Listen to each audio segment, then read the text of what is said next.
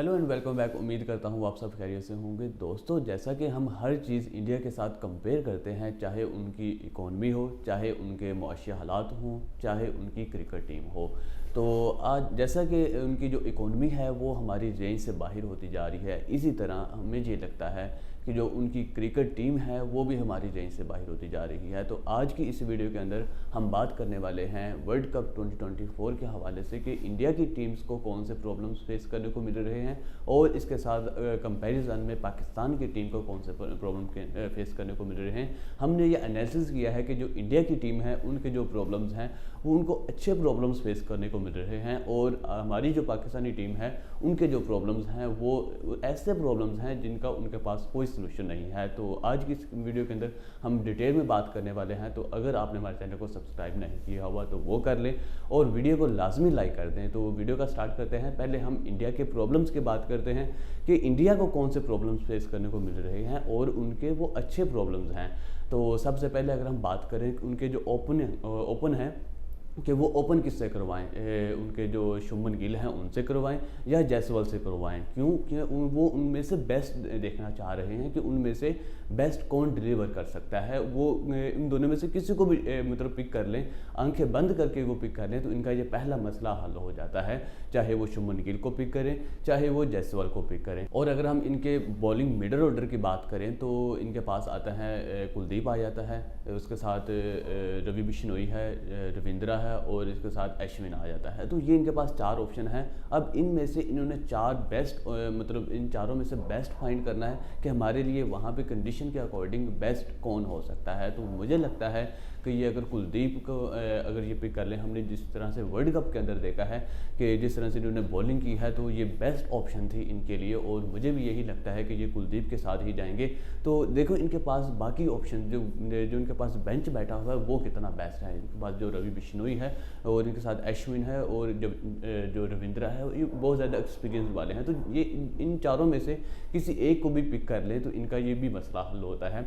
और इसके बाद अगर हम इनकी जो बॉलिंग ऑर्डर है पेसर का, उसमें अगर हम देखें तो इनके पास जसप्रीत बुमराह है, इसके पास मोहम्मद शामी है, इनके पास हार्दिक पांड्या है, इनके पास जो अर्शदीप सिंह है जो T20 का एक्सपर्ट माना जाता है। तो ये चार ऑप्शन है इनके पास।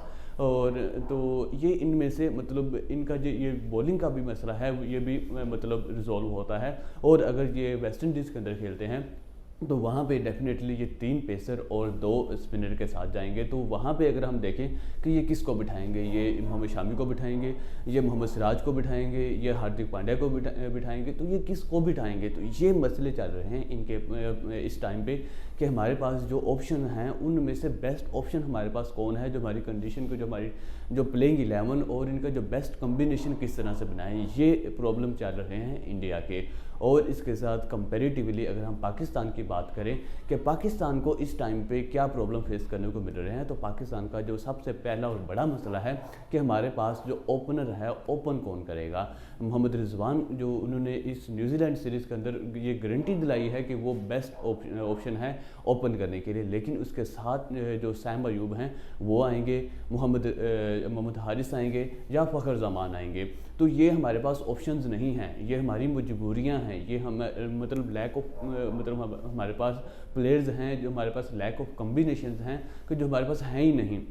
हमने ट्राई ही नहीं किए हुए कि हम किसके साथ जा सकते हैं। हमने न्यूजीलैंड के अंदर देखा है, जो पाकिस्तान न्यूजीलैंड की सीरीज़ हुई है उसके अंदर हमने देखा है कि पाकिस्तान ने सैम अयूब को भी ट्राई किया है और इसके साथ इन्होंने हसीबुल्लाह खान को भी ट्राई किया है, लेकिन अभी तक इनको कोई बेस्ट ऑप्शन नहीं मिला। सिर्फ एक ही इनके जो माइंड में एक नाम आता है मोहम्मद रिजवान और बाबर आजम का नाम आता है। अगर यहाँ पे मतलब ये नहीं है, बाबर और रिजवान नहीं है अगर, तो फिर पाकिस्तान के पास ऑप्शन कौन सा है। तो ये पाकिस्तान के जो सबसे बड़ा मसला है। अब दूसरे जो बाबर आजम हैं ये मिडल ऑर्डर जो ये वन डाउन में आते हैं, तो ये बहुत ही अच्छी ऑप्शन है पाकिस्तान के पास। ये बाबर आजम को वन डाउन पे यूटिलाइज़ कर सकते हैं। बाबर आजम बहुत ही अच्छा डिलीवर करते हैं वन डाउन में, और बाबर आजम की 6 कंसेक्टिव जो हैं वो हाफ सेंचुरीज हैं।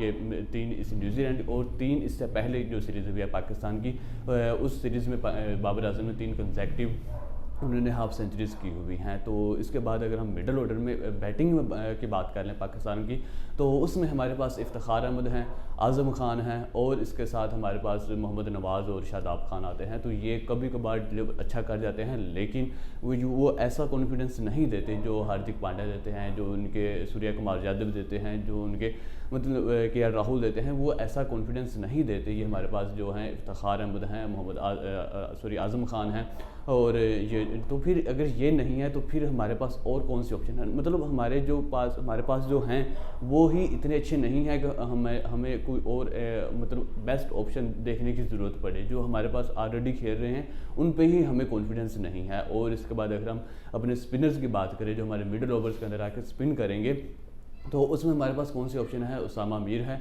और उसके बाद मोहम्मद नवाज़ हैं, शादाब खान हैं, और पार्ट टाइम पे हमारे पास इफ्तिखार अहमद आते हैं। तो ये इनमें भी कोई ऐसा नहीं है जो हमें ये कॉन्फिडेंस दे सके कि अगर वो टीम के अंदर है तो हमारा जो मिडल ऑर्डर है वो हमारा मतलब वो रिकवर कर सकता है। क्योंकि हमने देखा है पाकिस्तान का यही मसला रहा है वर्ल्ड कप के अंदर भी कि अगर स्टार्टिंग के अंदर शाहीन अफरीदी और विकेट्स निकाल ले तो निकाल ले, मिडल ऑर्डर्स के अंदर आके हमारी विकेट्स नहीं निकलती।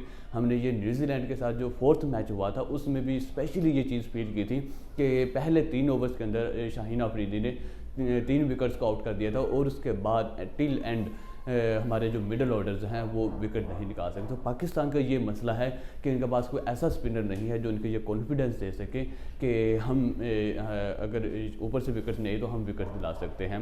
और इसके बाद अगर हम पेसर की तरफ चलते हैं तो पेसर में भी वही हमें मायूसी नज़र आती है कि हमें शाहीन अफरीदी और नसीम शाह के बाद कोई हमें नाम नज़र नहीं आता कि जो हमें ये पाकिस्तान को ये कॉन्फिडेंस जो दिला सके कि अगर कि ये अच्छी बॉल कर सकते हैं। अगर इसके बाद अगर हम हारिस रऊफ की बात करें तो वो तो एक रन्स मशीन बनी हुई है, इसने वर्ल्ड रिकॉर्ड बनाए हैं रन्स के। तो मुझे नहीं लगता कि जो हारिस रऊफ हैं वो इस प्लेइंग 11 के अब मैंने देखा है कि जो पाकिस्तान के जो 5वां मैच हुआ है न्यूजीलैंड उसके अंदर हारिस रऊफ को ड्रॉप कर दिया गया है ठीक वर्ल्ड कप से पहले, क्योंकि अभी सिर्फ पाकिस्तान के 12 मैचेस रह गए हैं जिसके अंदर उन्होंने अपने जो कम्बिनेशन भी बनाने हैं, अपने जो प्लेयर्स हैं उनको डिफाइन भी करना है, अभी न्यू यंगस्टर लड़कों को भी ऐड किया गया है, उनको भी प्रिपेयर करना है। तो मुझे नहीं लगता कि ये अभी पाकिस्तान के लिए इतना आसान होगा। जो क्योंकि सिर्फ शाहीन अफरीदी और जो नसीम शाह की अगर हम बात कर लें तो वो भी एक लंबी इंजरी के बाद वापस आ रहे हैं। तो मुझे नहीं लगता कि उनकी फॉर्म किस तरह से होगी, वो भी कुछ अच्छा कर सकते हैं या नहीं कर सकते। तो ये पाकिस्तान की बॉलिंग लाइन के ऊपर भी एक बहुत बड़ा कंसर्न बना हुआ है, क्वेश्चन मार्क है। तो हमने देखा है कि हमारे ओपनर हैं वो भी अपनी हमारे पास ऐसा ऑप्शन नहीं है। उसके बाद हम मिडल ऑर्डर के अंदर कोई भी ऐसा नहीं है, पेसर हमारे पास ऐसा नहीं है। तो फिर हम किस तरह से हम कह सकते हैं कि हम मतलब अगर वैसे पाकिस्तान के जो क्रिकेट फैंस हैं और इंडियन क्रिकेट फैंस हैं उनका आपस में बहुत पुरजोश अंदाज में ये जो आपस में जो रिएक्शंस होते हैं कि हमारी टीम अच्छा करेगी, वो कहते हैं हमारी टीम अच्छा करेगी। तो अगर हम यहाँ पे ऑन दी पेपर अगर हम डिफाइन करें तो हम इंडिया के कहीं पास भी नज़र नहीं आते। जिस तरीके से उनके पास बॉलिंग ऑप्शंस हैं, जिस तरीके से उनके पास बैटिंग ऑप्शंस हैं, और इनकी पूरी की पूरी एक टीम यूनिट हमें टीम नज़र आती है, हर बंदे का एक रोल डिफाइन किया हुआ है। लेकिन अगर हम पाकिस्तान की अगर हम बात करें तो किसी का कोई रोल डिफाइन हमें नज़र नहीं आता। सिर्फ बाबर आजम और मोहम्मद रिजवान पे ही बात ख़त्म होती हुई नज़र आती है कि उन पे ही हर दफ़ा ब्लेम किया जाता है कि वो ओपन भी करते हैं और वो फिर जब आउट नहीं होते तो फिर वो कहते हैं कि इनको ये ख़त्म क्यों नहीं किया, इनको फिनिश भी करना चाहिए था। भाई जो ओपन कर रहा है उसका रोल ओपन करना है, एक अच्छा स्टार्ट देना है, उसका रोल फिनिश करना नहीं होता। रोल किसी और को जो फिनिश करने का रोल किसी और को अदा करना होता है। लेकिन पाकिस्तान के जो टेल एंडर्स हैं वो 40-50 ओवर्स के अंदर हमारी जो 5 से 7 विकेट्स आउट हो जाती हैं। तो ये एक बड़ा मसला बना हुआ है पाकिस्तान के लिए। तो हम यही उम्मीद करते हैं कि अभी पाकिस्तान के पास 12 मैचेस हैं ये वर्ल्ड कप से पहले, और इसके बाद पाकिस्तान ने PSL भी खेलना है वर्ल्ड कप से पहले। तो हम यही कोशिश करेंगे पाकिस्तान के जो पेसर्स हैं वो अपनी फॉर्म में वापस आएँ, पाकिस्तान के जो बैटर्स हैं वो अच्छा करें और वर्ल्ड कप से पहले अच्छा कम्बिनेशन बना के जाएँ। तो उम्मीद करता हूँ कि ये जो पाकिस्तान की टीम है ये अच्छा डिलीवर कर सकेगी। तो अभी तक के लिए मुझे लगता है कि जो इंडिया है वो ज़्यादा स्ट्रॉन्ग है ऑन द पेपर, लेकिन याद उसी को रखा जाता है, जीता वही है जो on the day on the field deliver करता है। तो हम यही उम्मीद करते हैं पाकिस्तान ऑन द फील्ड अच्छा डिलीवर करेगी, प्रेशर नहीं लेगी और इंशाल्लाह हम वो मैच जीतेंगे। तो होपफुली आपको ये वीडियो अच्छी लगी होगी और आपको इन्फॉर्मेटिव लगी होगी। तो इस तरह के मज़ीद अपडेट्स के लिए हमारे चैनल गेम्स तक को सब्सक्राइब कर लें और बेल आइकन भी प्रेस कर लें और वीडियो को लाजमी लाइक कर दें। तो इस वीडियो के अंदर इतना ही, हम मिलते हैं नेक्स्ट वीडियो के अंदर। तो मुझे दीजिए इजाज़त।